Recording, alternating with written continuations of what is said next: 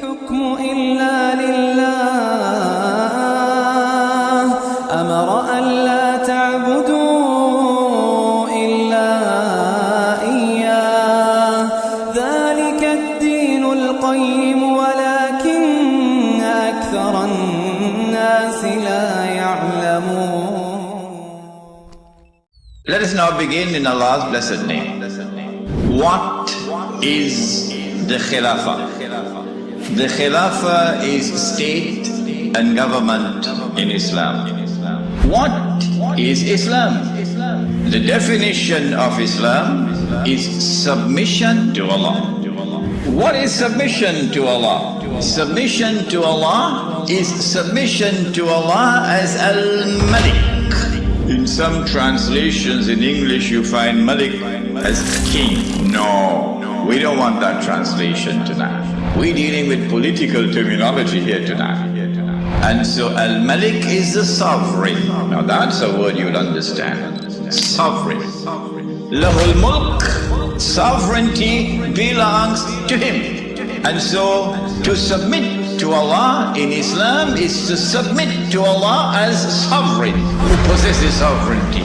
To submit to anyone else as sovereign, to declare that anyone else possesses sovereignty is to say goodbye to Allah.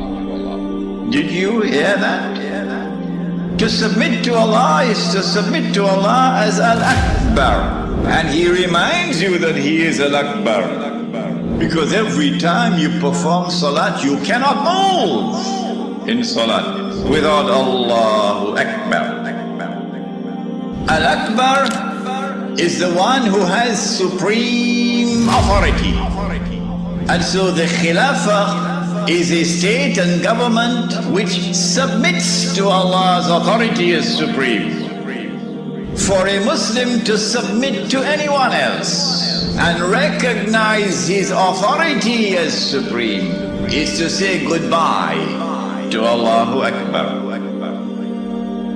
Islam is to submit to Allah as Al-Hakam. The 99 names, this is one of them.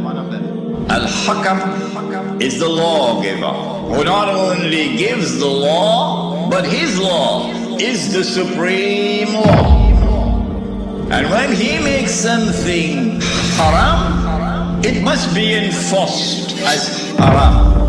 And so anyone who submits to any law other than Allah's law as the supreme law has said goodbye to Allah subhanahu wa ta'ala as Al-Hakam. This is called, in the political terminology of Islam, this is called shirk.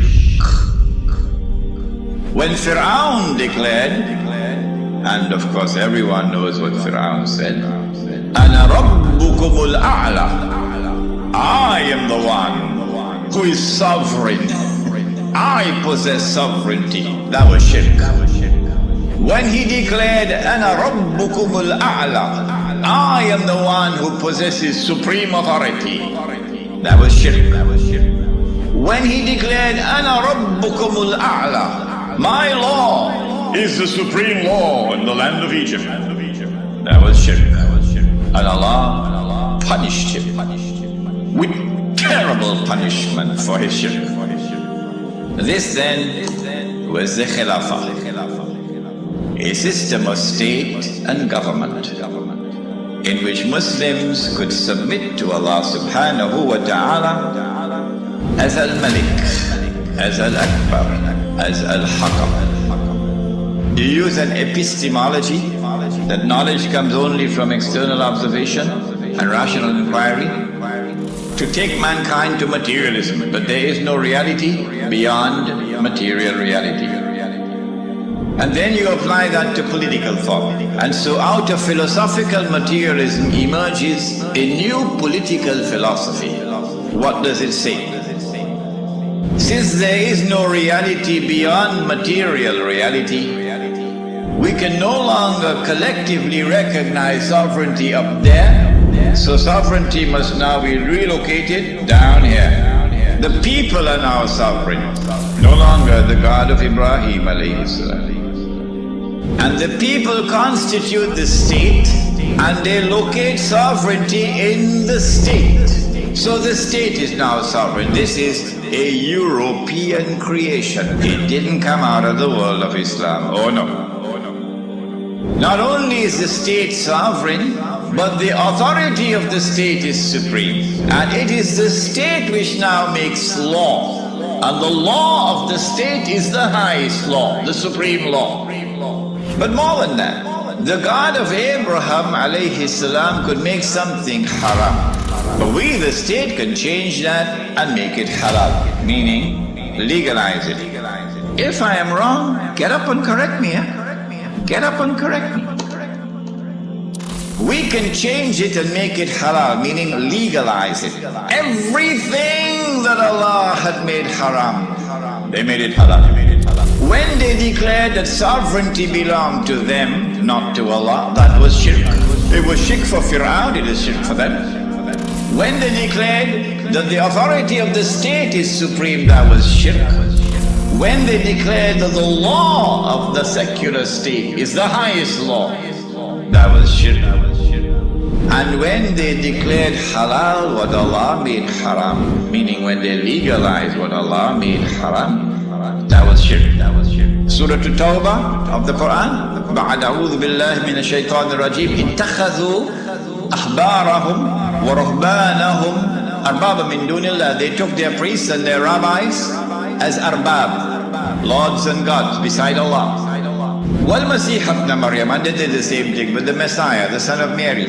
وَمَا أُمِرُوا إِلَّا يَعْبُدُوا إِلَهًا وَاحِدًا, but they had not been commanded other than to worship one God. لَا إِلَهَ إِلَّا هُ, there is no God beside him. Subhanahu, glory be to him. عَمَّا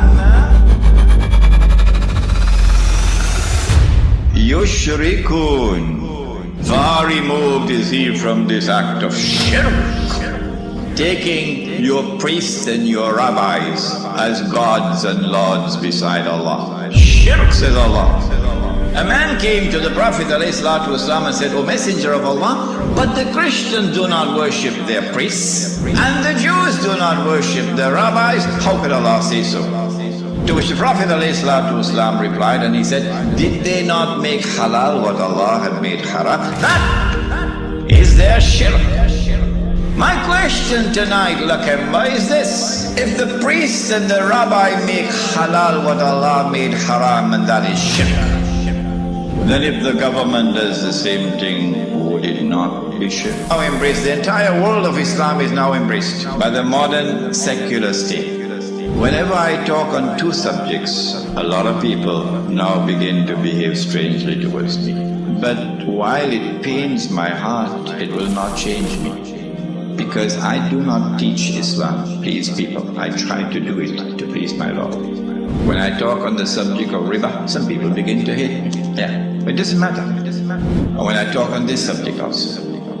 When a Muslim goes and votes in the elections to constitute the government which will preside over this shirk, you enter into shirk.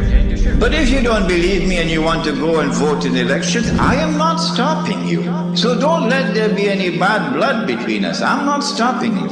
But when you enter in the grave and you find that you've entered into shirk, do not plead ignorance, that's all. Stand up like a man and take it on that day. This is now the universal shirk that the Prophet ﷺ had prophesied.